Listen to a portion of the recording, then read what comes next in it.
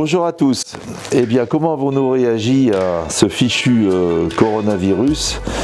Eh bien, tout simplement en essayant de trouver des solutions après avoir été, comme tout le monde, assommé au départ. On s'est dit, nos clients vont être fermés, qu'est-ce qu'on fait ? Fort heureusement, on a une partie de notre activité qui consiste à avoir des clients qui vendent en ligne. Donc, on s'est centré sur cette activité et on a pu fournir les sites de vente en ligne, que ce soit en France ou à l'étranger. On a une usine de fabrication de guitares en Chine et là on a déjà commencé à souffrir de ce problème puisque l'usine était fermée, donc on a pris notre mal en patience. On a démarré en Europe avec notre société en Italie qui a été un petit peu traumatisée, qui va finalement sortir du confinement. Comme en France, on s'aperçoit que malgré tout, il y a moyen d'avoir un semblant d'activité. Disons que pour faire clair, on est à 40% de notre chiffre d'affaires, ce qui n'est pas si mal que ça, puisque je m'attendais tout simplement à 10 à 15%. Donc, aux bonnes surprises, on se retrouve avec une 40% d'activité, c'est pas trop mal. Vu le chômage partiel octroyé par notre État-providence, contrairement à ce que certains peuvent dire, effectivement, on arrive financièrement à s'en sortir. Alors, nous avions, il y a 2 ans, mis en place un site de vente en ligne au service de nos magasins, tous nos petits magasins en fait qui peuvent pas se permettre d'avoir un site efficace.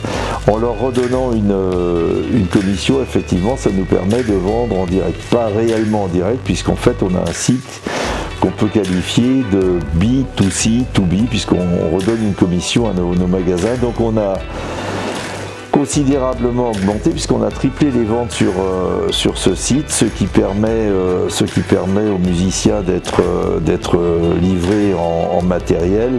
Je veux dire, on vend beaucoup de matériel d'initiation à la musique ou alors des accessoires indispensables à ceux qui pratiquent la musique, qui ne peuvent pas se les procurer dans les magasins.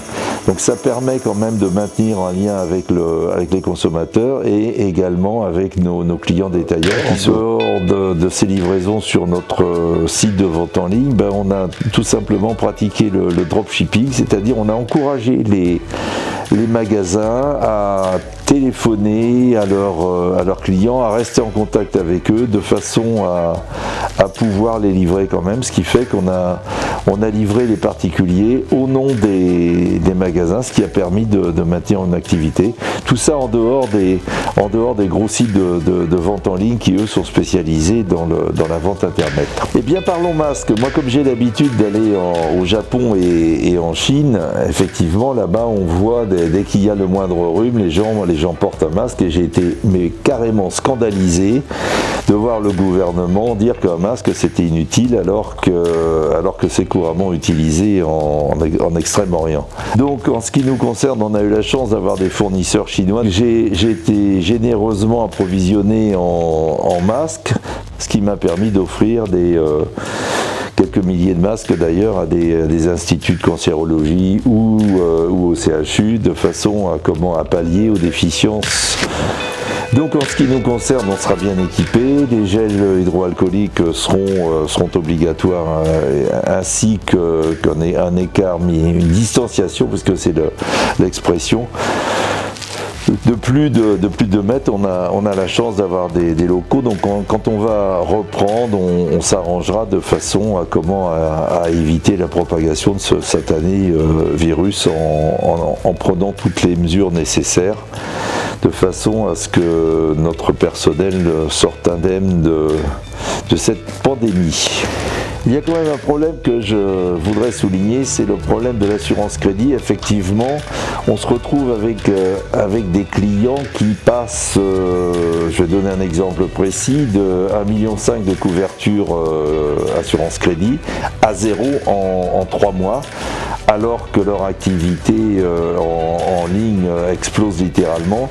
Donc j'ai du mal à comprendre cette attitude des assureurs crédits qui se retirent qui fuient leurs responsabilités. Je tiens à remercier le MEDEF justement qui fait le nécessaire de façon à mettre ces gens face à leurs responsabilités, parce qu'il y va de la survie de beaucoup d'entreprises. En ce qui concerne les banques, moi je dois dire que tout se passe bien, on a leur soutien et c'est très important dans cette période.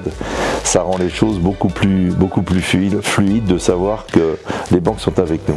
En conclusion, qu'est-ce que je peux vous dire? De toute façon, je ne m'attends pas à des choses très faciles dans l'année qui vient de toute façon, donc il va falloir plus que jamais se battre tous ensemble. On a connu des épreuves beaucoup plus difficiles, je ne parle pas des guerres mondiales nécessairement, mais c'est quand même moins grave, il faut relativiser, mais il va falloir retrousser les manches, ça c'est sûr, ça va être difficile, mais on va y arriver.